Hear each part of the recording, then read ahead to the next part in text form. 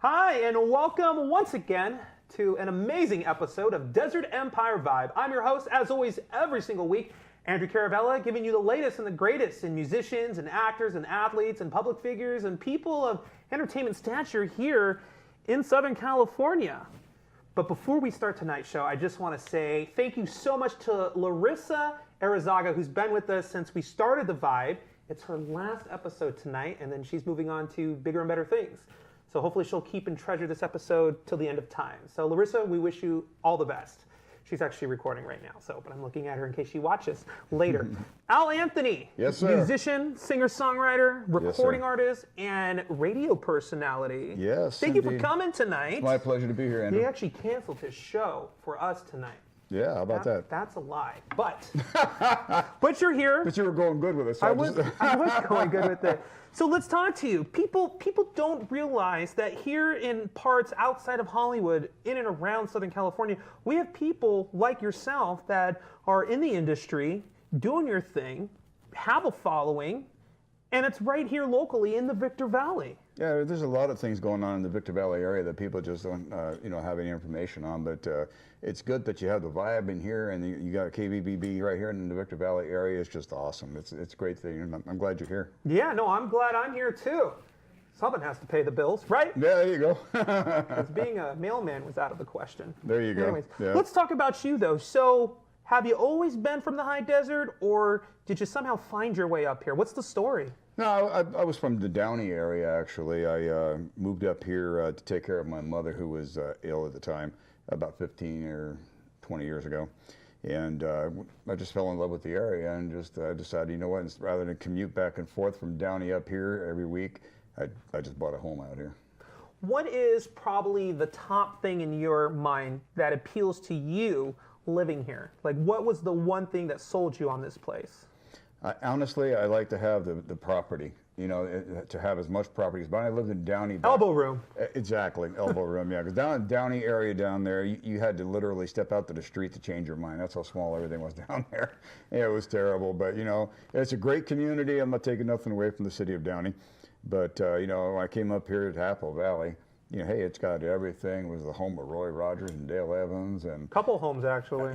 Yeah, quite a few homes, actually. But, my mom used to have breakfast with Dale and Roy at little local restaurants here. I heard they would do things like that. Yeah, they were very personable people. They were very good people. And my mom just absolutely fell in love with them.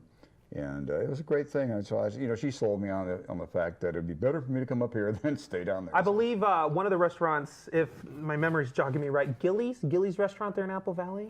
That one doesn't ring a bell to me. No. I don't know that one. Well, that was the one they used to go to all the time. Oh, okay. I know this because we have our historian feeding stuff to me in my ear right now. Ah, there you go. There you go. Good old F&B's. No, it's all good. Okay, so you're a singer-songwriter. You do music. Yes.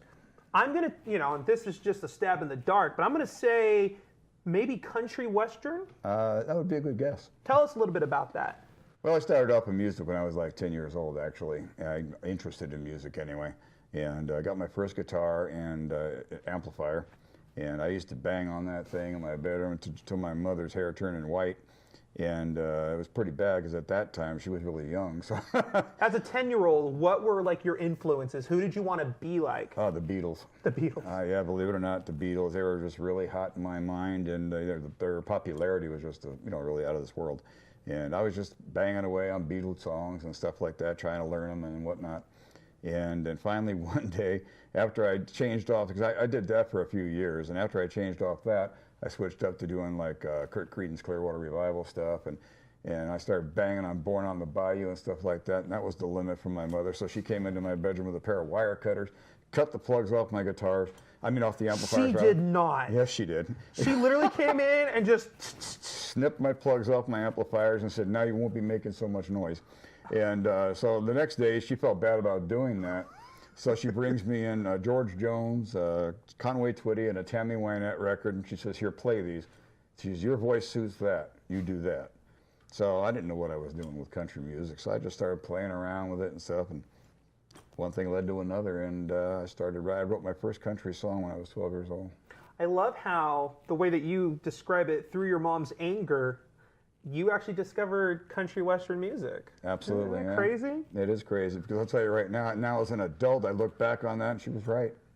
She was absolutely right. I wasn't a Beatle wannabe or anything like that. My voice just does not fit rock and roll. You know, I can do country rock, that kind of stuff like that, yeah.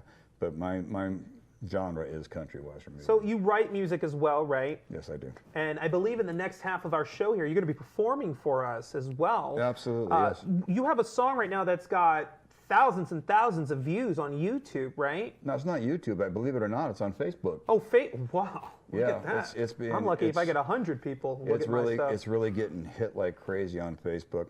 Tell us about that song. Are you going to be performing that one tonight? Oh yeah, I will. Okay, tell us a little bit about that song and how it's blown up so quickly here. Yeah, it's amazing too, because when I originally wrote the song, actually it's an EP. It's got 4 songs on the EP, and the title track is "The Rose," and that song has a very special meaning to myself, as well as. Can you share that with us, or is it one of those personal things? Oh no, it's not that at all. It's just the lady that paid me to write that song. She actually wanted that song written for her husband. She gave me the idea of what she wanted in the song. I wrote the song. 27 years goes by. I finally run into her again. And she owns Erica Records in Buena Park. She started out as a small company. Now she's a giant corporation. She presses records for everybody in the industry. But she's amazing. And she told me, go ahead and rewrite the song for me if you can, because I don't have a copy of it anymore. She first asked me if I had my copy of it, and I said, no, I gave you everything when you bought it. And so she lost it. So I went ahead and I told her, I said, well, I'll see what I can't do if I can't remember it and do it again. Well, I couldn't remember any of it, so I just rewrote a song called "The Rose," based on my memories of what she wanted in the song. And I redid it for her. I just went ahead and I gave it to her. Although it's not the same song, I just went ahead and I gave it to her anyway, because she's that kind of a person. She's just a beautiful person, and the song came out 1,000 times better than I ever thought it would ever come out. I think that's interesting how 27 years later, what was the situation that you guys ended up becoming reunited in life? Well, she's always had Erica Records. At the time I walked into her record company down in, I think it was in Bellflower at the time. I walked into her record company. It was a small little company, and I walked in there, and she treated me with such respect that it just really captured my soul. I just couldn't believe the respect I got walking in there from somebody that didn't even know who I was. And I told her I was a songwriter and I was looking for a contract, a record contract. And she said, well, here's the idea I got. And she gave me the, what she wanted in the song and everything. I said, okay. So I went back home, and I was really excited. I was a young guy. I went back home, and I sat there with my guitar, and I wrote the song. It took me about a week to write the song. I took it back to her. She listened to it, kind of got misty a little bit on it, and she just pulled out her checkbook and wrote me a check. So it's that easy? Well, it was for that song. I don't know whether it was the song that was that good at that time, or if it was this lady being such a wonderful person. I love that. That's a great story. Oh, she's a great woman. She really is. She's really a really great lady. Biggest amount, or largest crowd rather, that you have performed in front of? Oh, geez. I don't know the exact numbers, but I'm going to say somewhere probably 900 to 1,000 people. Do you remember what event or venue that was? Actually, it was the returning from the Desert, not Desert Storm, it was Desert Shield. They came back from Desert Shield, and I performed at the 29 Palms Air Ground Combat Center. That's cool. Oh, it was awesome. Yeah, military people are really into oh, music they're and into stuff. party too. Let me tell you, man. When it comes down to getting on the dance floor, they get down, they rock it. It's really. I guess it's being out in the middle of nowhere for so long. You got to let that energy out, What is? Let's get negative. What is the downside for you in entertainment? Because it sounds great. You love your art, you do your thing. But is there a time where it just gets too tough sometimes, and you have to just kind of put the brakes on with the music? Well, as far as I'm concerned, not for me personally. I've seen things in clubs that I played in and whatnot that were kind of disheartening. Not, generated toward me in any way, shape, or form. It's just things in general that I see that I just don't personally agree with, if you will. But other than that, no, nothing major. In my generation, because we do bring this up from time to time, being a millennial, sometimes we just don't have the connection to music that generations of Right, yeah. of the older have. What do you think the problem with my kind of people are? Like, what is wrong with us that we're not getting the fulfillment the way that your generation does? I think it has to do with the way you were taught as a child when you're growing up. Oh, well then. You know, I think nothing personal. No, it's all good. Go ahead. That said, it's just growing up. In my era, growing up, it was all about family, church, everything. In today's generation, it just seems like everybody's so disconnected. One day I was sitting over at a Denny's restaurant, and people came in and sat down as a family, and rather than sitting there talking as a family while they're having their meal, they're texting each other. I mean, it's gotten to the point now to I'm sorry, where, what were you saying? I got to return this text right now. Yeah, exactly. It's getting to the point now to where the technology is actually harming us. I mean, it is really bad. We need to disconnect for a while and just get back to family. So you don't think Pokemon Go contributes to that? I think it's ridiculous, actually, to tell you the truth. I mean, those two kids that were just doing the Pokemon thing and just walked off the cliff. I mean, that was yeah, I heard about that. That was ridiculous. That's a downer right there. Yeah, one day I used to work at the mall of Victorville when I first came up here, and I was a sergeant of the guard over there, the security company. And there's one lady walking in the mall. She's texting away, walking toward the fountain, texting away, right into the fountain. So, it's one Love to get that camera footage. Yeah. Some good stuff right there. Man. Yeah, it's like I said, people are just really disconnected from each other, and we need to stop what we're doing and just take a look at that. People are people. There's only one race here in this world, it's the human race. And whether your pigmentation of your skin is white, black, blue, or purple, it doesn't matter. We're all from the same race. Gotta love them purples.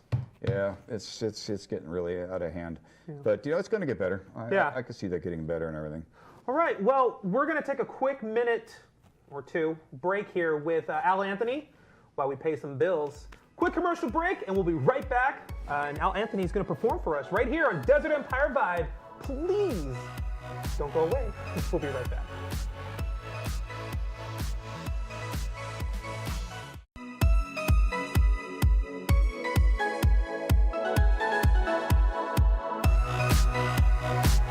Hi, welcome back to Desert Empire Vibe. I'm your host, Andrew Caravella. Make sure to check out all the latest, greatest, and the coolest people that we have in the world that do music and the such on our Facebook, Vibe TV show, or Desert Empire Vibe. Right now, off of his EP, The Rose, Al Anthony is going to perform The Rose. Whenever you're ready, take it away.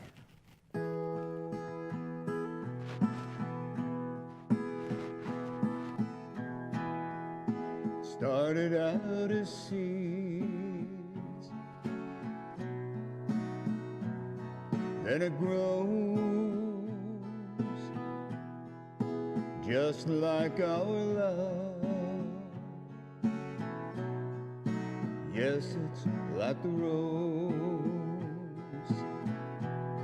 Its fragrance is sweet as can be, just like your love is to me. Yes, it's true. Our love is like the rose. Never said it was perfect, not in any way. There's bound to be thorns somewhere along the way. Although there'll be tears, they're happy tears, and I promise to love you through the years. Yes, it's true.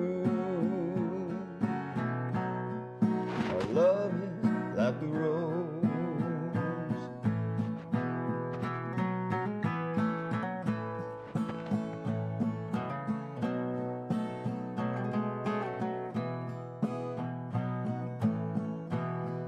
Our love is like the rose. Each day it blooms,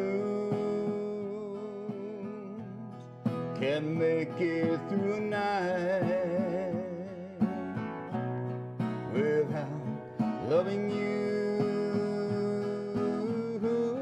His fragrance is sweet as can be,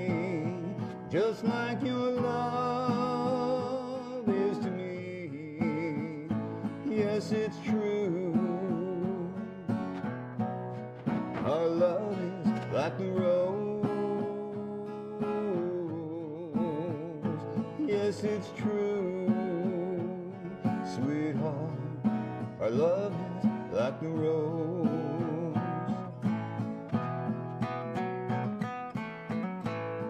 Our love is so strong, it transcends all time. Each day I thank the Lord for making your love mine.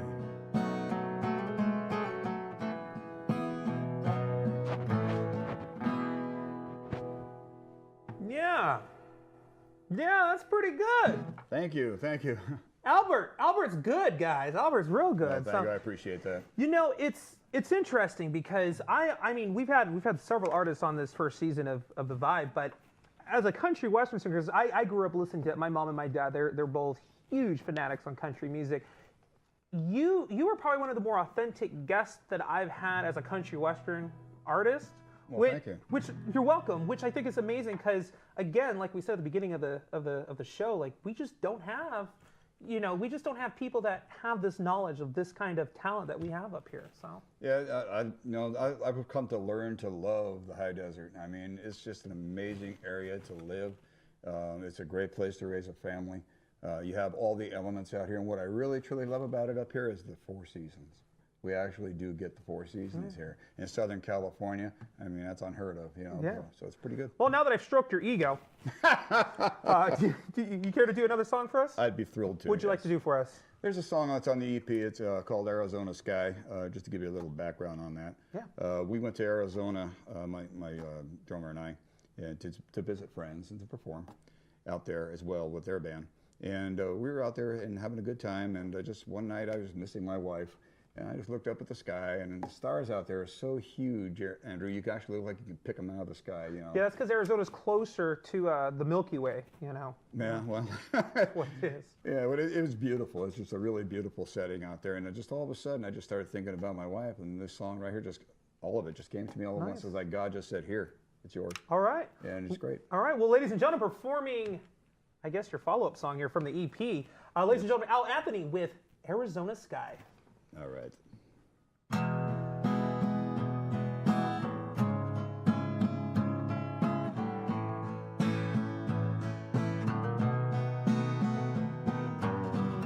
Yeah, I've been drinking, I've been thinking,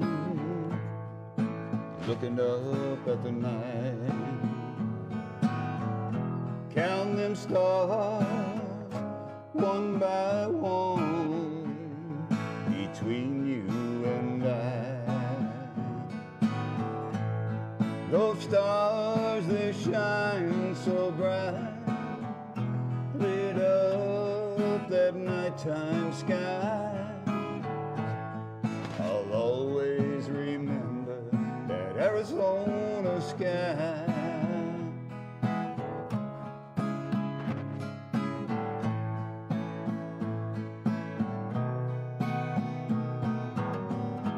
I remember when our eyes met, felt so right. You asked me to dance, so we danced, and it lasted all night. Your eyes lit up my life like the 4th of July. I'll always remember that Arizona sky. Arizona stars shine so bright, I could see the reflection in your eyes. Everything was clear to me. You see, that Arizona moon would dance in your hair. Oh God, I wish you were here with me tonight beneath this Arizona sky.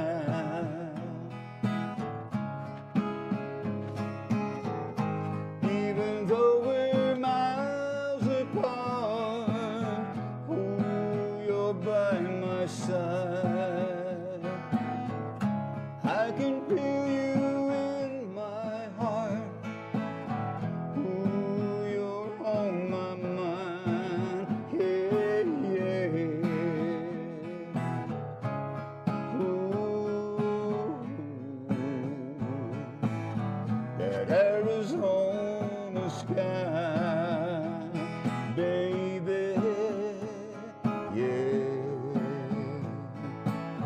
that Arizona sky.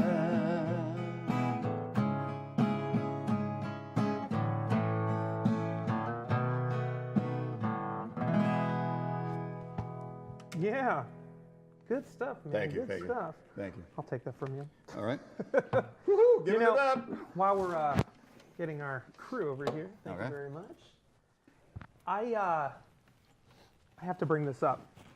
For everyone watching at home, I recently had a guest on the show that asked me off camera, would it be easier to just do like a track in your post production, and so we could just lip sync? Mm-hmm. This is why we do live. Because you don't get that when you do a pre-recorded lip sync track. Well, this is true. Yeah, that's back in the day. I mean, I'm giving my age up again. That's the way they used to do it on television shows. This is how it was done, and that's why we do this, because the talent's here. So before we wrap up the show, let's talk. You're not just a country western singer. You are a radio personality. You have over 60,000 people that tune in every single flippin' week to your radio show. Tell us briefly about that. Yeah, I'm a show host with KGAY Epic Radio in the high desert here at Hesperia. And that's a local station. It's a local on station. Internet. Well, yes, it is. It's epicradiotv.com. You can tune into that right there. Just click on the big play button right there, and you're with us live every week. You can watch us on Facebook. We're on Facebook as well. You can follow us live as we do our live shows. And, if you get on the Mixler app, you could even communicate with the DJs back and forth. In real time. In real time, requesting songs and everything else. It's a lot of fun.